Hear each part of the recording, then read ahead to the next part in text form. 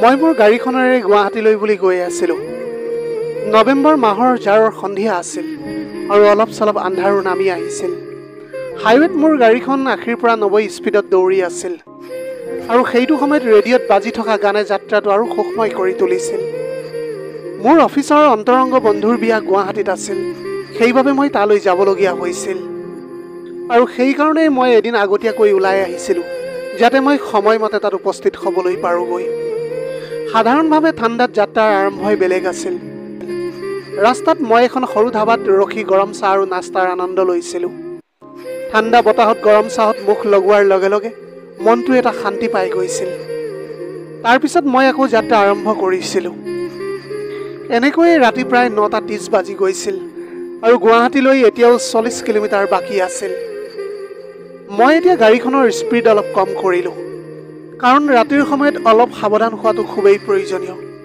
তেতিয়া ৰাস্তাৰ দাঁতিত এজন বয়সস্থ মানুহে হাত দাঙি গাড়ীখন ৰখোৱাৰ ইংগিত দিছিল। প্ৰথমতে মই ভাবিলোঁ যে অচিনাকি মানুহক ৰাতি সহায় কৰাটো ঠিক হ'ব জানো, কিন্তু মই তেওঁক কিবা এটা সমস্যাত পৰা যেন দেখি ৰখি গ'লোঁ। মই এতিয়া গাড়ীখন ৰখাই তেওঁৰ লগত কথা পাতিছিলোঁ। তেওঁ ক'লে যে তেওঁ গুৱাহাটীৰ পৰা আহিছে আৰু তেওঁৰ গাঁওখন 15 কিলোমিটাৰ ভিতৰত। তেওঁৰ লগত তেওঁৰ পত্নী আৰু ছোৱালীজনীও আছিল আৰু তেওঁলোকে 1 ঘণ্টাৰ পৰা তাত গাড়ী লৈ বুলি ৰখি আছিল। তেওঁলোকে এতিয়া মোক তেওঁলোকৰ ঘৰলৈ অলপ আগবঢ়াই দিবলৈ অনুৰোধ কৰিবলৈ ধৰিলে।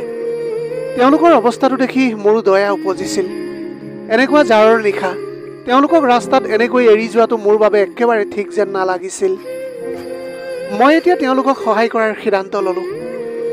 তেওঁৰ পত্নীও মোক হাতজুৰি তেওঁলোকক অলপ সহায় কৰিবলৈ মিনতি কৰি ক'লে, ছাৰ, আমাক অলপ আগবঢ়াই থৈ আহক, ঈশ্বৰে আপোনাৰ মংগল কৰিব।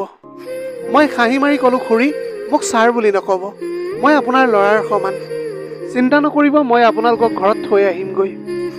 মই মোৰ কাৰৰ দৰ্জাখন খুলি দিলোঁ আৰু খুৰা আৰু খুৰীয়ে পিছফালৰ ছিটত বহিছিল। তেওঁলোকৰ ছোৱালী শিল্পা আগফালৰ ছিটত বহিল। গাঁওখনলৈ যোৱা ৰাস্তাটো অলপ খলাবমা আছিল, সেইকাৰণে মই গাড়ীখন লাহে লাহে চলালোঁ। শিল্পাই ক'লে যে তেওঁলোকৰ ঘৰ আৰু কেইমিনিটমান গ'লেই পাই যাব। তাইৰ কণ্ঠত সৰলতা আৰু আত্মীয়তা আছিল। ৰাস্তাত আমাৰ সাধাৰণ কথা বতৰা আৰম্ভ হ'ল। তাই ক'লে যে তাই গুৱাহাটীত পঢ়িছিল আৰু এতিয়া গাঁৱত মাক দেউতাকৰ লগতে থাকে। তাইৰ কথাবিলাকত এতিয়া ইমানেই সৰলতা আছিল যে মোৰ মনটো একেবাৰে চুই গৈছিল। এনেকৈয়ে আহি আহি কিছু দেৰি পিছতে আমি তেওঁলোকৰ ঘৰখন পালোহি। ঘৰৰ ওচৰে পাজৰে খেতি পথাৰ আছিল আৰু ৰাতিৰ পৰিৱেশটোতো এক শান্তি আছিল। মই তেওঁলোকৰ বয়বস্তু গাড়ীৰ পৰা নমাই দিলোঁ। শিল্পাই ক'লে, আপুনি ভিতৰলৈ আহক, যিহেতু আপুনি আমাক ইমান সহায় কৰিলে। মই তেওঁৰ অনুগ্ৰহত ঘৰৰ ভিতৰলৈ গ'লোঁ। তেওঁলোকৰ ঘৰটো একেবাৰে সাধাৰণ আছিল, কিন্তু বহুতেই চাফ চিকুণ আছিল।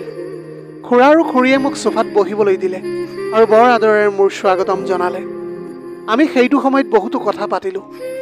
খুৰাই তেওঁলোকৰ গাঁও আৰু খেতিৰ বিষয়ে কৈছিল। মই মোৰ চাকৰি আৰু যাত্ৰাৰ বিষয়ে ক'লোঁ। তেতিয়া কথাই কথাই ক'লে যে কাইলৈ শিল্পাৰো এজনী বান্ধৱীৰ বিয়া, সেই বিবাহ ভৱনখনতে আছে যলৈ মই গৈ আছোঁ। এই মিল দেখি আমাৰ সকলোৰে হাঁহি উঠিল। তেতিয়া খুৰাই কৈ উঠিল, ৰাহুল, এতিয়া ইমান ৰাতি কলৈকো যোৱাৰ প্ৰয়োজন নাই। ৰাতিটো তুমি ইয়াতে থাকা, ৰাতিপুৱা আৰামেৰে গুৱাহাটীলৈ গুচি যাবা। ৰাতিপুৱা তুমি যাওঁতে শিল্পাকে লগত লৈ যাবা, তাইও তালৈকে যাব। তেওঁলোকৰ সেই আত্মীয় আগ্ৰহক মই মানা কৰিবলৈ নোৱাৰিলোঁ।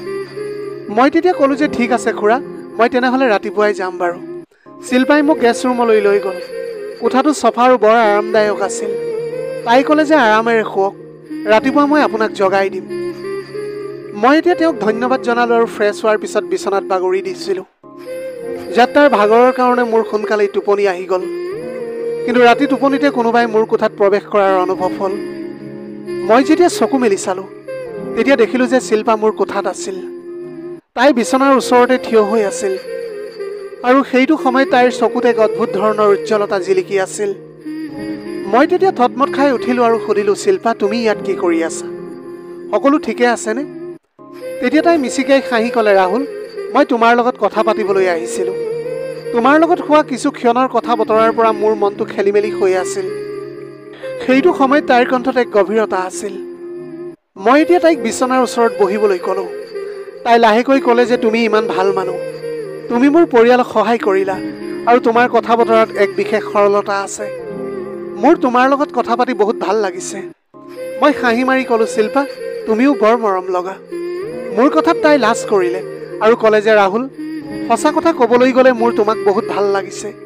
মোৰ কথাত তাই লাজ কৰি ক'লে যে, ৰাহুল, সঁচা কথা ক'বলৈ গ'লে মোৰ তোমাৰ লগত কথা পাতি এনেকুৱা লাগিছে যেন মই তোমাক বহু বছৰৰ পৰা চিনি পাওঁ। সেই নিশা আমি বহুত দেৰিলৈকে কথা পাতি থাকিলোঁ।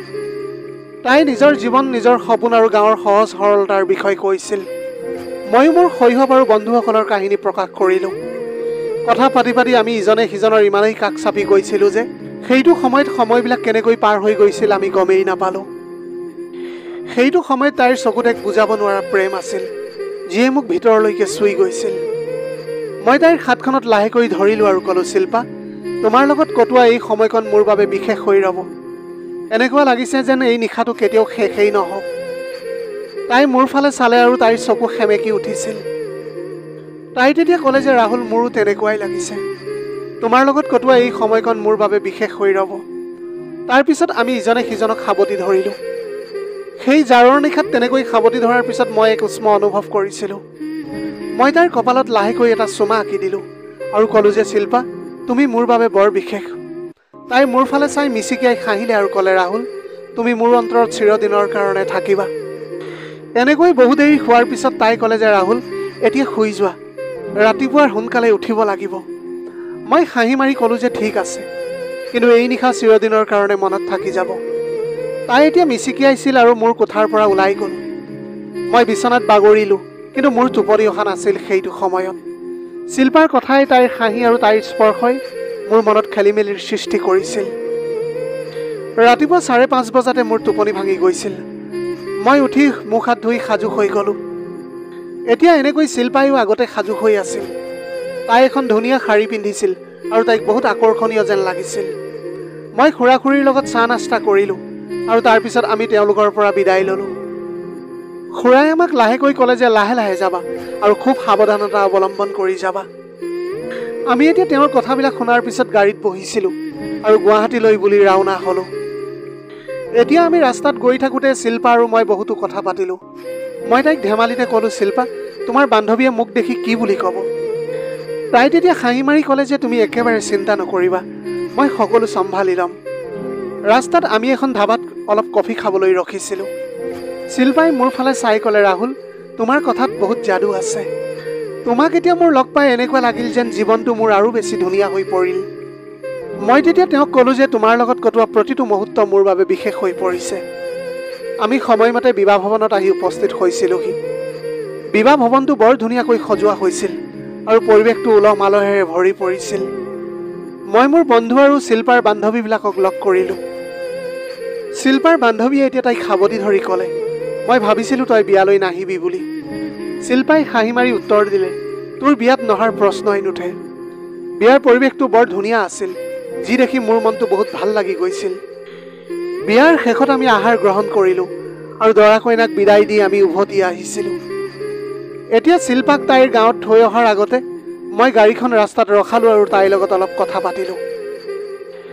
তাই তেতিয়া ক'লে, ৰাহুল, তুমি মোৰ পৰিয়ালক ইমান সহায় কৰিলা আৰু এই দিনটো মোৰ বাবে বৰ বিশেষ হৈ ৰ'ব। মই হাঁহি মাৰি ক'লোঁ, শিল্পা, মোৰ কাৰণেতো এই মুহূৰ্তটো সদায় মনত থাকিব আৰু তোমাৰ পৰিয়ালটো বৰ মৰম লগা। আমি ইজনে সিজনক তেতিয়া সাৱটি ধৰিছিলোঁ। এইবাৰ এই সাৱটি ধৰাৰ মাজত এটা প্ৰতিজ্ঞা আছিল, যাতে ইজনে আনজনক চিৰদিনৰ বাবে আমি মনত ৰাখোঁ। সেই সময়ত শিল্পাই মোৰ কাণত লাহেকৈ ক'লে, ৰাহুল, তুমি মোৰ বাবে বৰ বিশেষ। যদি জীৱনত আকৌ কেতিয়াবা সুযোগ পাওঁ, তেনেহ'লে মই তোমাক আকৌ লগ কৰিবলৈ বিচাৰিম। মই তাইৰ মূৰত লাহেকৈ এটা চুমা আঁকি দিলোঁ আৰু ক'লোঁ, শিল্পা, এই মুহূৰ্তটো মোৰ মনত চিৰদিনৰ কাৰণে থাকি যাব। মই তোমাক মোৰ জীৱনত আৰু কেতিয়াও নাপাহৰোঁ। তাইক ঘৰত থৈ এতিয়া মই মোৰ ঘৰ তিনিচুকীয়ালৈ বুলি উভতি আহিছিলোঁ। ৰাস্তাত গাড়ী চলাই আহি থাকোঁতে সেই মুহূৰ্তবিলাক মোৰ মনত সতেজ হৈ আছিল। শিল্পাৰ সেই মৰম লগা হাঁহি, তাইৰ অন্তৰংগ ব্যৱহাৰ আৰু আমাৰ সেই নিশাৰ কথা সকলোবিলাক মোৰ অন্তৰৰ মাজত সোমাই পৰিছিল। এটা অচিনাকি পৰিয়ালৰ ইমান আপোনতা আৰু শিল্পাৰ লগত ইমান গভীৰ মনৰ মিল মোৰ বাবে এক অমূল্য আছিল। ঘৰ আহি পাই মই শিল্পাক এটা মেছেজ কৰিলোঁ, শিল্পা, তোমাৰ লগত কটোৱা সময়বিলাক মোৰ জীৱনৰ এক অমূল্য ধন। কেতিয়াবা তুমি তিনিচুকীয়ালৈ আহিলে মোক লগ কৰিবা। কিছু দেৰিৰ পিছত তাইৰ উত্তৰ আহিল, ৰাহুল, তুমি মোৰ জীৱনক এটা নতুন হেঁপাহ দিলা। সেইদিনাৰ পৰাই আমাৰ ফোনত কথা বতৰা আৰম্ভ হৈ গ'ল। আমাৰ বন্ধুত্ব এটা ধুনীয়া সম্পৰ্কলৈ পৰিণত হৈ গ'ল, যিটো সম্পৰ্ক মৰম, বিশ্বাস আৰু সন্মানৰ এনাজৰীৰে বান্ধি থোৱা আছিল। শিল্পা মোৰ জীৱনৰ এনেকুৱা এগৰাকী নাৰী হৈ পৰিছিল, যাৰ উপস্থিতিয়ে মোৰ জীৱনটোক আৰু ধুনীয়া কৰি তুলিছিল। এনেকৈ প্ৰায় এবছৰৰ পিছত আমি দুয়োৱে নিজৰ যুগ্ম জীৱনৰ আৰম্ভণি কৰিছিলোঁ, আৰু এতিয়া আমি দুয়োজনে নিজৰ জীৱনটোক লৈ খুবেই সুখী। প্ৰিয় দৰ্শক, এয়াই আছিল আজিৰ কাহিনীৰ ভাগ। আজিৰ ভিডিঅ'টি কেনেকুৱা লাগিলে জনাব। যদি ভাল লাগিল তেনেহ'লে লগৰ বন্ধু বান্ধৱীসকলৰ মাজত শ্বেয়াৰ কৰিবলৈ নাপাহৰিব। আপোনালোকৰ গোটেই জীৱনটো হাঁহিৰে উপচি পৰক। পাৰিলে দুখীয়াজনক অলপ সহায় কৰিবলৈ চেষ্টা কৰিব। আপোনালোকৰ অকণমান সঁহাৰিয়ে যদি কোনোবা এজন দুখীয়াৰ জীৱনটো সলনি কৰিবলৈ পাৰে, তাতকৈ পুণ্যৰ কাম আৰু এই পৃথিৱীত একোৱেই হ'ব নোৱাৰে। Have a nice day.